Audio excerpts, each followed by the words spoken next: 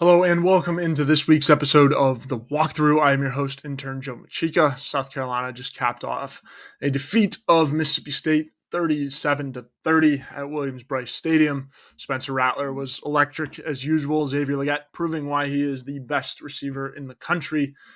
I will break it all down with my guest this week is former intern, fellow coworker at Gamecocks Central, the one, the only Jack Veltri. We will get to that in a second, right after these ads. First, I want to talk to you guys about Liberty Tax.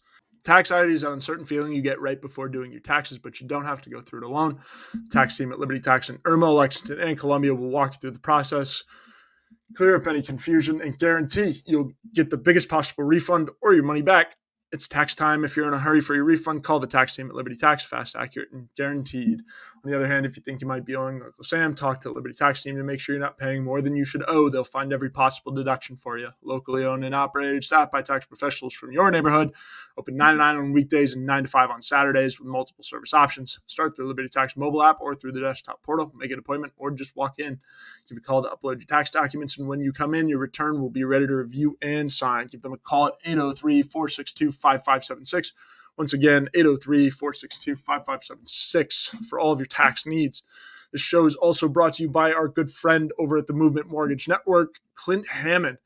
In need of help with your mortgage, call our good friend Clint Hammond at the Movement Mortgage Network. He's been in the mortgage industry since 2003, which allows him to help everyone from the first-time home buyer to the complicated and complex jumbo buyer. Whether you're looking to purchase a new home or refinance, nothing is more important than a well-thought-out financial strategy that comes with 5-star customer service. He's even helped out our very own Wes Mitchell and former Gamecock quarterback Perry Orth with their mortgages. So give our guy Clint a call. His number is above every single one of the GC Live programming at 803-771-6933. Once again, 803-771-6933. And here's Jack. Welcome back into the walkthrough. I am your host, Intern Joe Macheca. With me this week is none other than the man, the myth, the legend, my fellow intern at Gamecock Central. The intern's somehow running the show this week once again. The one, the only, Mr. Jack Veltri. Jack, how we doing? I prefer the phrase part time, but anyway, I'm Time doing. now. That's right. That's right. Yeah, Jack has yeah, gotten yeah, called to the big leagues. yeah. We're doing good, man. Last night was a good game, but it was a late one. Didn't get home to Fort Mill, which is an hour drive, probably till about 2:30 last night. So we're running on fumes. I'm still wearing what I wore last night, so we're rolling, man. But what a day of college football, and South Carolina ended it on a high note. So. Yeah, absolutely. Gotta love the night games, man. I'm begging for more of them. As we were talking off air, we were just begging for more night games because we love them so much in this industry. So great. But yeah, Jack, great to have you on. You were at the game last night, and obviously you work for us, covering the games at the game. So you were there last night. You were there, got a pretty good taste of the atmosphere and everything going on. First off, I mean, what was the atmosphere like, and how was Willie B? It was crazy, man. Right from the get go. I mean, the place was shaking. I mean, they say what's the saying? The press box was like swaying a little bit yesterday when Sandstorm was going on right before kickoff. And honestly, I mean, South Carolina was right. I mean, it pretty much was a sellout. There really weren't that many empty seats unless you're looking high into the nosebleeds in the upper deck. But it was a really good crowd. And Beamer talked about it all week that they need the crowd to show up. Mississippi State is still learning a new offense. They're not going with the air raid anymore since Mike Leach unfortunately passed away in December. So with Zach Arnett as the head coach, he's a defensive-minded guy. They're learning a new offense. Despite having Will Rogers, who's a veteran under center, it takes time to get used to that stuff. And this is their first true road game. So, there's not really an environment like Willie B that's going to be super crazy, especially at night. And for some reason, South Carolina just plays. I don't know what it is. They play a lot better at night than they do during the day. So they really do have that home field advantage. Yeah, no kidding. And I also Colin Taylor has a stat somewhere about night games that I need to find. We need to text him and ask him before we wrap things up, get that stat going. But yeah, I mean, I also kind of gathered the same thing. Williams-Brice looked, bumping as usual. It's good to, have the support of the crowd and everything after, what happened at Georgia. I think, the fan base loved what they saw. And, Obviously you lost that game, but it was a stepping stone, and then you come back against Mississippi State, a game that you should win, and when they did, crowd was great. And at halftime, Shane said, he's like, well, when this place is jumping, it's a weapon for us. So you got to keep them in it. So I think that was huge, and keep them in. They did. Mississippi State was able to swing back a lot in this game, keep this game close. And to me, that's really the only reason. Before the game, on Talking Tuesdays, I called. I'm like, this game is going to come down to if South Carolina can stop the run, and if they do that, it's going to be Will Rogers versus Spencer Rattler. And I think we got that, right? Like, I think the defense was able to stop the run, which I was very impressed with to start. This is like the first time all year that we've seen them consistently stop the run. Big game from Boogie Huntley, big game from Jordan Strawn, two players that I hadn't seen much of leading up to this point. And granted, shout out to Boogie's mom on Twitter. She's been pointing out the double teams and some of the holding calls that Boogie's had. Against, or in particular, the Georgia game. So shout out Miss Huntley for pointing that out. But yeah, Boogie Huntley, big game defensively. A lot of guys stepping up as well. But Jack, first thing I wanted to talk to you about was the run game for South Carolina. They ran the ball a lot, and in particularly with Mario Anderson, 26 carries, 88 yards, and a touchdown for Super Mario Anderson. What did you see out of him, and what did this running attack surprise you at all? Like, walk me through what you saw from the run game. Yeah, I think we kind of knew this week because the team kind of talked about it in pressers, Carolina calls, etc. They were going to run the ball a lot more this week. That's kind of been the struggle this season. Like, they've been fine passing the ball. Spencer Rattler, as we all know, is arguably one of the best quarterbacks. And we'll get to Spencer in a second. We'll get to Don't Spencer. worry. Like, still, he's good. Xavier Legette's not an issue. But it comes down to the run game, and South Carolina needed to be a lot more balanced this weekend. And just moving forward, just to win these games, that they definitely should. Because if you look back at Georgia last week, maybe if they had a better run game, they'd have a better chance at winning. They really needed to stop being one-dimensional. And last night, it took a lot of carries and a lot of short runs, but they definitely did it. And it started with, as you said, Anderson, who I thought had a really good game. Now, if you look at his carries, he didn't have the big 20, 25-yard runs, I don't believe. It was just a lot of, Spencer hands the ball off to him, and he's running for 5 yards. And he was doing that pretty consistently. I think he had, of his 26 carries, I think 7 of them went for 5 or more yards, which is definitely what you want.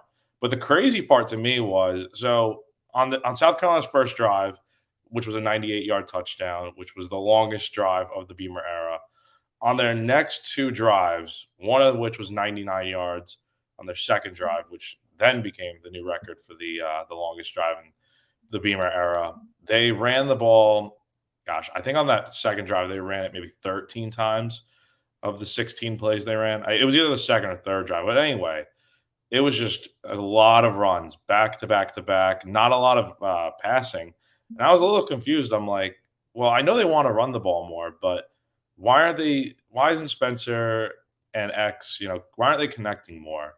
But it kind of made sense because you look at it and you see Mario running 5 yards every play, and they're getting into the red zone. So, and then eventually at one point they could just, pummel it in there. And they did a bunch of times. DK had a touchdown last night in the Wildcat, and Mario in the fourth quarter. He said it was about damn time, man. He pummeled his way in with the help of the O-line, with that honestly blocked really well last night. I think they only gave up 3 sacks, but yeah, man, I think this week was a complete effort. That's really what you needed. You can't, to win in this league, you can't just be a passing offense. Like, sure, I think Spencer can win most games on his own, but if you want to, especially next week, like if you want to go into these road environments and stuff, you got to be able to do both. And I think last night was a step in the right direction. Yeah, absolutely. You got to play a complete game, especially on the road in the SEC, like you said, Jack. I was also very impressed with the ground attack. I know the YouTube commenters will definitely be happy for Mario Anderson because they've seen him quite a bit. I feel like that's the question Mike and I have been getting quite a bit was, where's Mario Anderson? Where's Mario Anderson? There he is. I was wondering the same thing, man. I believe he only had 8 carries before last night for I want to say maybe like 34, 39 yards, maybe. Point Yeah. is, that's not enough. No. No disrespect to DK Joyner, man. I love the way that dude plays. He is one of the most athletic talents I've ever seen in college football. But I know he won the starting job fair and square out of camp. But man, just watching some of his tape, like he is, I would say this, he's a better in the red zone kind of back. He's someone that you definitely want in the pass catching game and blocking game. But when it comes to making those cuts and stuff and getting downfield and picking up more yards, like, I mean, I don't know. I haven't watched all the tape from last night, but I just remember watching from Georgia. His cuts weren't really that great. Like, he just wasn't able to move upfield and read the right gaps and stuff. And, like, he had holes. Don't get me wrong. He had holes last week, but I just don't think he did a great job of getting through them. And I mean, that's not a knock on him. I think he's a fine player, but Yeah. when you see Jack. Mario, oh, go ahead. Oh yeah, no, I think you're hitting the nail on the head there. I think, DK Joyner is a very, very versatile weapon that you need in the backfield for a good chunk of your plays, but you need a bell cow back, right? Yeah, You need somebody that's going to carry the bulk of the load and somebody that's going to be able to go up the middle 26 times or yeah, 26 times a game. So I think Mario proved that he can do that now. And now you have both options, right? We saw DK yeah. take some snaps out of the Wildcat, and I loved that point. It's just he's very versatile, and that's why you want him in this offense. But you need a bell cow back in the SEC, and so far it's Mario Anderson. 100%. I think he definitely Mario. The big thing I noticed, Mike, you've tweeted about this yesterday. He's obviously a D2 back, which credit to Shane Beamer for finding another diamond in the rough. Shout out Newberry. But anyway, he has another year of eligibility remaining after this one. So Yeah, not like he's a one and done. I definitely think if he stays next year and continues to get the carries like he is right now, which he should get the carries next year and this year. But I think he definitely has that potential to be like a Kevin Harris, Mike Davis type that could get 1,000 yards rushing. Imagine how long of a way that would go if Anderson could probably touch 80 to 100 yards every game rushing. Like, I'm not saying yeah, it's going to happen every game, but man, I mean, you will have a much better chance at winning if he's in the backfield and continuing to run like he is. He's a dog back there. yeah. Absolutely. And the run game doesn't come without success on the offensive line. Let's not forget about the Forgotten Five.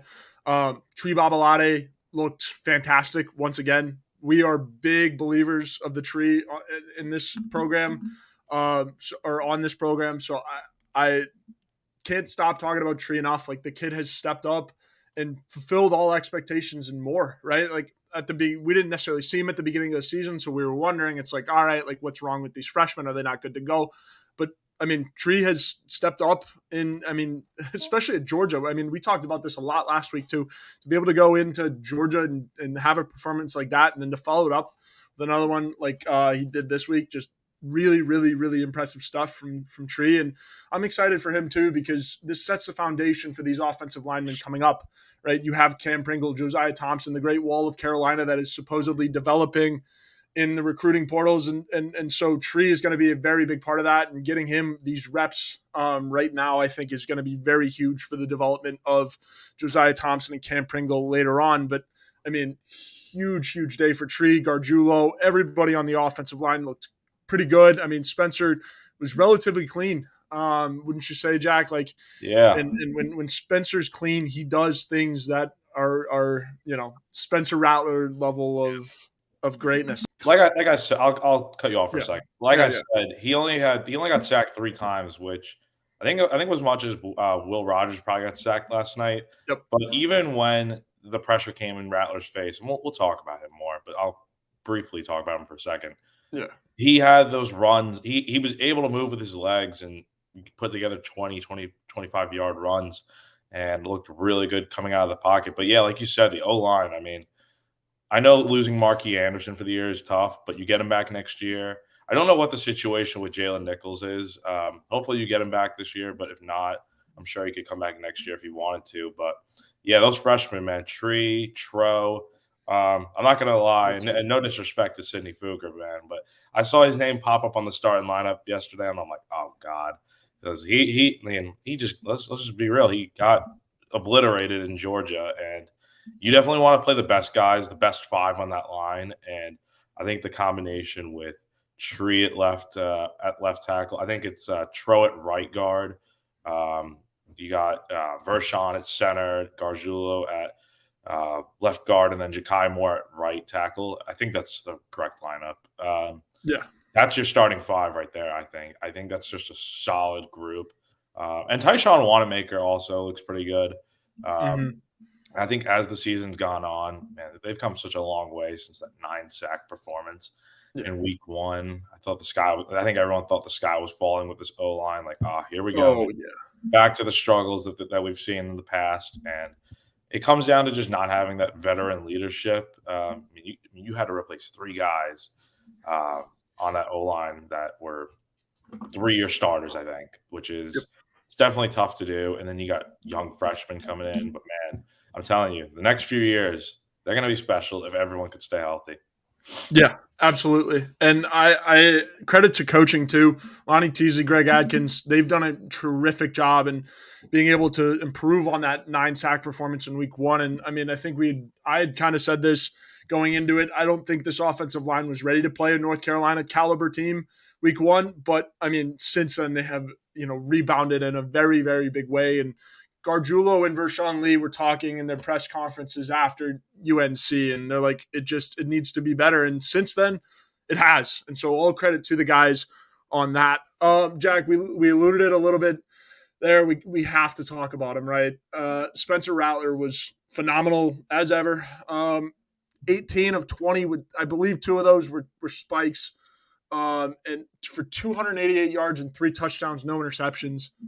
He keeps doing this week in and week out, and it doesn't seem like he's gonna stop. Like Georgia, it got a little bit away from him at the end because you are playing backyard football, trying to catch up in that situation. But he continues to impress week after week, and it's like, all right, when is he gonna falter? When is he gonna start throwing the ball all over the place? And personally, I don't think we will. I think we're going to see this. Like, this is the Spencer Rattler of new and improved. And if he keeps playing like the way he does, dare I say he works his way into the first round of the. I mean, the first round's a little bit of a stretch, but top 3 for sure. Like, the kid is playing with his pants on fire. It's crazy, Jack.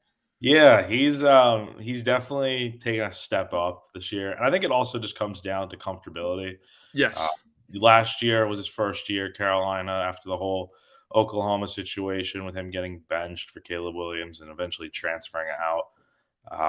He looked pretty bad at the beginning of last year, but then you saw the last few games what kind of quarterback Rattler really is, throwing for 500 yards against Tennessee, I think, for 5 touchdowns, and then continuing that success late in the year. And now that he's got Dowell Loggins as his play caller, which I'm just gonna cut myself off for a second with talking about Rattler.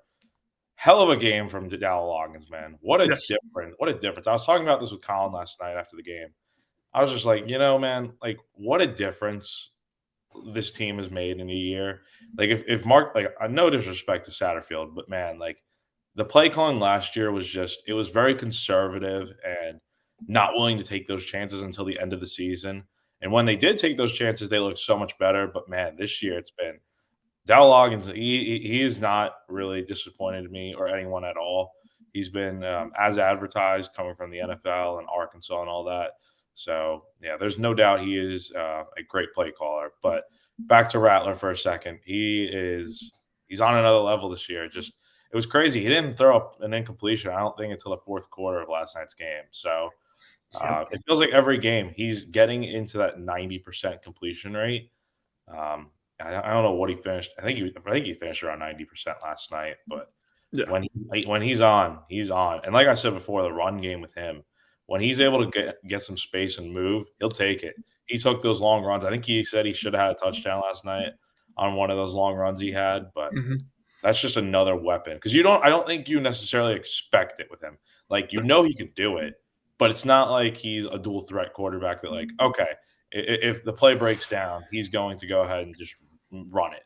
Rattler's gonna pass more often than not, and like I said before, just with the run game too, helping him out, it just makes everything click so much better. You need that balance in college football, and man, you get everyone going. This is a special offense. Yeah, no kidding. And I think the run, he isn't as respected on the run. And I think that just is because of his reputation that precedes him. He's a quarterback that likes to throw the ball around. And if he gets out of the pocket, his reputation is that he's going to throw it away or make a dumb decision. Well, I mean, the Spencer Rattler of new, or the comfortable Spencer Rattler, will take off and get out of bounds or slide or make the smart decision with his legs. And his speed is still elite. It's he's not the fastest quarterback in the world, but he is still really, really, really fast, really quick, agile, athletic as all hell. So it, I mean, if you're South Carolina, I mean, Shane's been saying this all year too, especially going into the Georgia game. If you have 7 at your helm and he's playing the way that he's been playing, you can win any football game. And I think we saw that against Georgia too. I mean, Georgia, you need to put together a better second half, but you're still in that ball game for a majority of it. But yeah, if you have 7 at the home and he continues to play like the way he does, they're going to go and shock some people. I don't put it past them. And like with the offensive line, like we were talking about, since they're shaping up, I mean, they get better and better every week, it seems like. So it's huge to have everyone on the same page. And again, yeah, Jack, I agree. Shout out Dowell Loggins, because that was the most complete game I've seen him call yet as a coordinator at South Carolina. And I think it's just going to keep improving. Like every week there's like 1 or 2 things. It's like, all right, Dowell, you missed it there, but everything else in the game looks great. And so that was a complete game. If he can go do that at Tennessee, they could win this game by a couple touchdowns potentially. But I don't want to put that out there because that's not necessarily my prediction yet. But we will get to Tennessee in a second. I did want to talk about Xavier Legette and then quickly brush over the defense before we get to Tennessee. So another guy did want to talk about is Xavier Legette. Legette leading the nation in receiving yards. He's very, very, very fast. And when you get him, in the machine that is this offense and it's clicking, it helps make up for the lack of Juice Wells out there when you have a guy like Xavier Legette who is getting his chance and is running away with it, quite literally.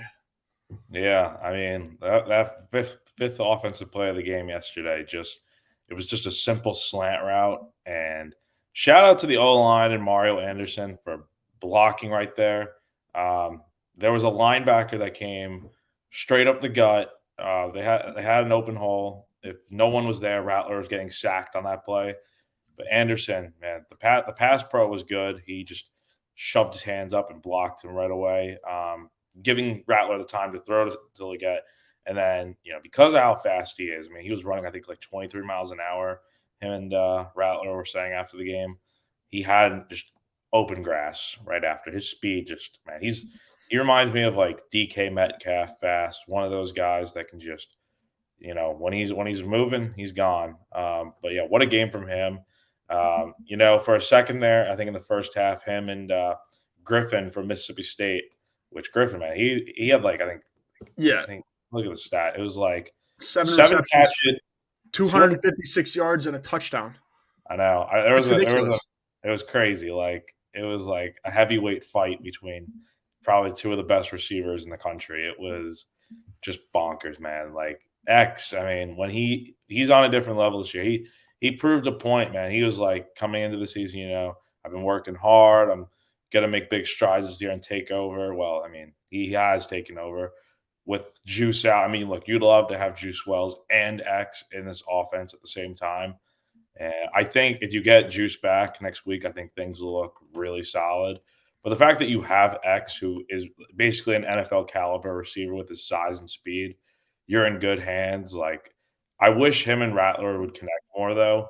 I know the emphasis was on the run game yesterday. I know. But I don't think 5 receptions is enough for Legette. He should at least be getting like 10 targets, 10 receptions, that sort of deal. I'm not saying he's going to catch every ball, but you got to do. This dude is way too talented for one season to not get more targets. But I think at some point, like, look, I don't expect the run game to work like it did every game. I'm not thinking that's going to be the case.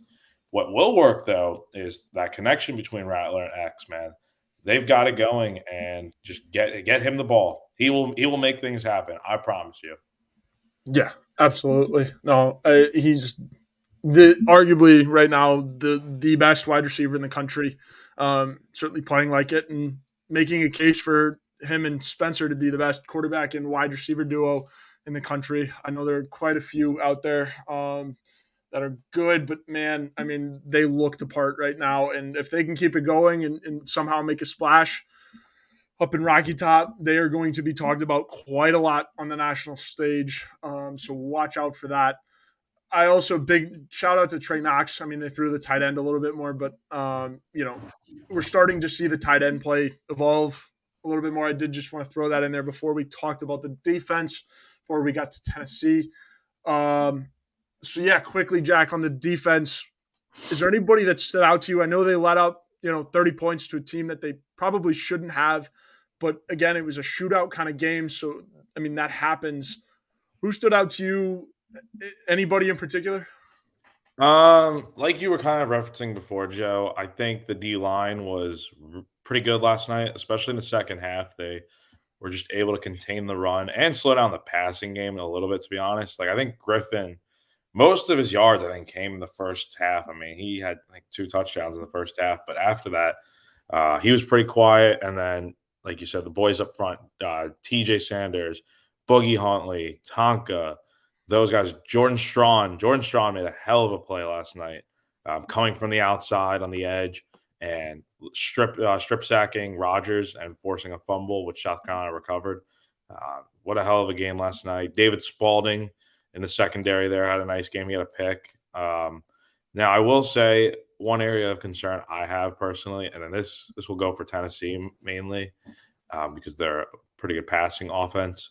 Man, the DBs they got to be better. I'm going to call him out. DQ Smith, he's got to be better. He was just when you put him up against, like, I know he's more of a safety, but when you put him in that nickel spot, it was tough for him last night. Him going up against Griffin. I mean, Griffin's just like X. He's fast, he's quick, he's big, he's tall. DQ, he's a good player, but he could not contain that guy. Like, I don't know what I saw it all over Twitter, man. Like, everyone commenting, "Oh, DQ was getting burned like anything last night," and honestly, he was. So he's definitely got to be better. But it's tough. It's tough to replace guys like Cam Smith and Darius Rush when like last year against Tennessee. You're going to go 1-on-1 with them against guys like Jalen Hyatt and stuff, and you're going to lock them down. It's tough to expect that this year with a bunch of newcomers and stuff, and you got some younger returning guys, but point is, they just got to be better in the passing game. You can't be letting up almost 500 yards of passing offense against Mississippi State. You're lucky. You're lucky to come away with the win at the end of the day. You did enough to win, but the team better. There will be better teams out there that will take advantage of those mistakes. So you definitely need to be better in the pass game. It doesn't just go for last night. It also goes for UNC and Georgia and stuff. There were definitely a lot of deep balls where those guys in the outside were getting killed. So if you're better there in the passing game and you continue to slow down the run like they were last night, you'll be fine. Yeah, I think Jack said it. I think you're one phase of the game away from being a really, really, really, really sound football team, and that's communication in the secondary. I think last night it just was off for me. I mean, watching it, we saw even Worry and DQ just kind of it was the communication was just off. A couple times, even Worry got caught, sucked down, watching the ball or making an adjustment, especially on that one big shot to Luedecke. Griffin, even Worry was down, making an adjustment, missed the snap, and then left DQ out on an island.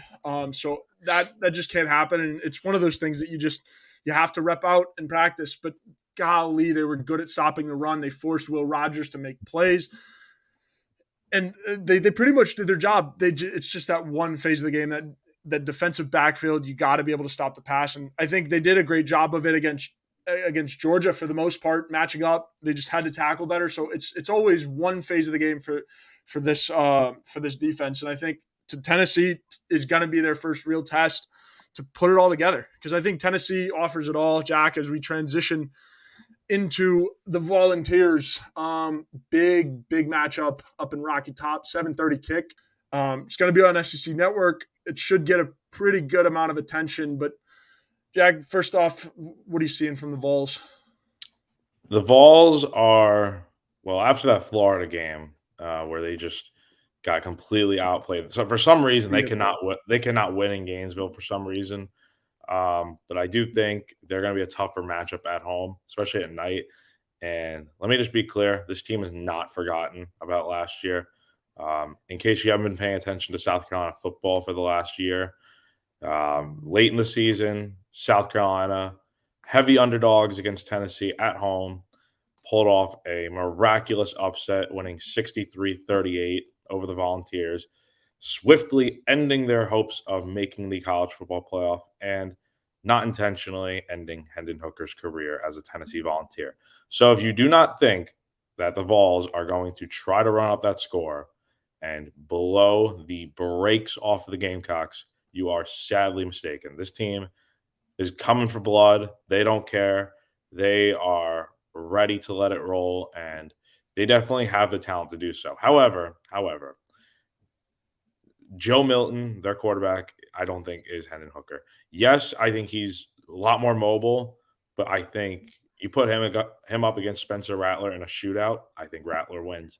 I think he has the better guns to do it. He's got X. He's got if Juice returns, that's a oh my gosh, it's a world of difference. Guys like that, and especially with the run game going now, I think South Carolina could really match up well. But yeah, you need to slow down Milton in the run game and the passing game.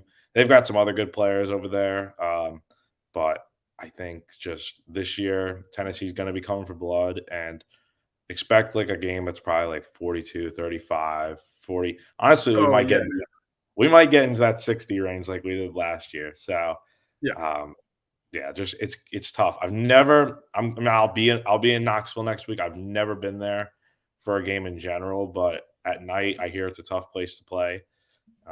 So man, just expect a crazy atmosphere. Expect this to be the toughest game of the season, even though Tennessee is not as good as I think everyone thought they were.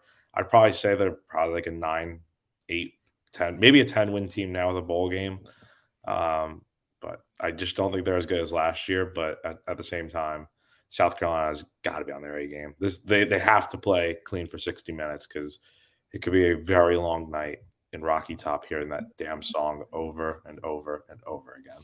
Yeah, I was gonna say, Jack, you better be listening to it on the way and have it toned out because they play that song quite a bit up there. And I couldn't agree more with your point. I mean, I think Tennessee and their entire fan base has had this game circled for a long, long time. So I think they're going to be ready for this game. Josh Heupel is going to find any and all motivation. And Shane is smart enough not to give them any ammo for motivation. But Tennessee's going to come ready to play. I think getting their teeth kicked in at the Swamp left a very bad feeling and kind of just reminded them that they were human as well. I think, Joe Milton, when he's on, man.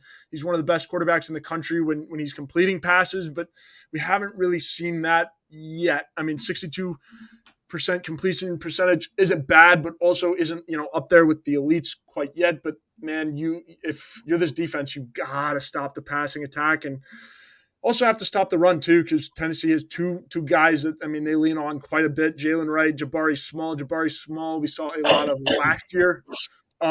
So you're gonna see quite a bit of just offense in general from both these teams, and I agree, Jack. I think it's going to be a really, really, really high scoring affair. It's just going to come down to who can make the stops in crunch time, and if you do that, you're going to win the game, plain and simple. And you guys, y'all will see our predictions. Obviously, we post them each week. I'm still leaning towards South Carolina just because I think last year the Tennessee team looked very unbeatable and came into a very hostile Williams-Brice and lost. This year, I think they look beatable, but yet you're still going up to Rocky Top. But South Carolina's already played in a hostile environment already. They know what it's like at Sanford Stadium. That was an elite college football atmosphere a week ago. So I think they're ready, and playing in Williams-Brice, certainly another atmosphere that's up there. But you're at home, so it's a little different. But man, like you got to be able to make the stops. That's all this is going to come down to. And if you can pressure Joe Milton, I think that helps quite a bit. And this last game from Boogie Huntley and Jordan Strawn in particular gives me a lot of hope that they're going to be able to do that. I think, defensive line especially, it's a group that really rides off of, good performances. And so I think these next couple weeks we're going to see Boogie Huntley and Jordan Strawn step up and have bigger and better weeks. So Jack, before I get you out of here, I'm going to let you, as always, I'll let the guests plug anything and everything. What's going on? Yeah, man. So, um, if you followed me along for long enough now, you'll know my life is always busy. It's been this way for like a year and a half now. Outside of journalism, I am now I'm a part-time teacher. I work at a school in Indian Land, South Carolina, helping out teaching kindergarten. And I also am a on the side part-time bus driver for the kids. So it's a lot of fun. It helps, it's my main source of income right now, which I definitely need. But anyway, outside of that, I love writing for Gamecock Central. This is where I got my start, man, for sure. And I love working here. It's an absolute blast. And then every Friday night now, I'm covering high school football in the Fort Mill area, covering Fort Mill High School. I just covered them last week, and I've covered Nation Ford and Catawba Ridge as well. But I'm happy to announce, and I posted about this the other day, but I have been hired at the Rock Hill Herald in Rock Hill, South Carolina, to help cover some Friday night football in what is called Football City, USA, with Rock Hill, South Point, Northwestern. Some of the best high school football you'll get. So I'm very excited about that. But I'll also be covering other stuff like weather, news, that sort of thing. So it's a very good opportunity. But man, let me just say, man, I love working at Gamecock Central, and I'm honored to have been here as long as I have, working with you, my friend. And I'm grateful to Brian Shoemaker and Colin Taylor and everyone else for sticking with me and helping me out. And I'm happy to be staying around even while I'm doing all these other jobs. So Yeah. shout out to everyone that works here, and shout out to all the subscribers and supporters that watch us and read our work every week, man. We are nothing without you guys. So I definitely appreciate it, and I'm sure everyone else can kind of say the same thing. Yeah, absolutely. No, we couldn't let you off the hook that easily. Well, Jack, as always, it's great catching up with you. Appreciate you joining me on this Sunday afternoon. Go get some football in you. Let's do it. Go Bills, baby. Absolutely. Go Bears, as always. But thank you guys for tuning in to this week's edition of the walkthrough. We will be back at you next week with the guests TBD. We will see you after the game in Rocky Top. Thank you guys for tuning Have a in, good and we will Sunday. see you next week. All right.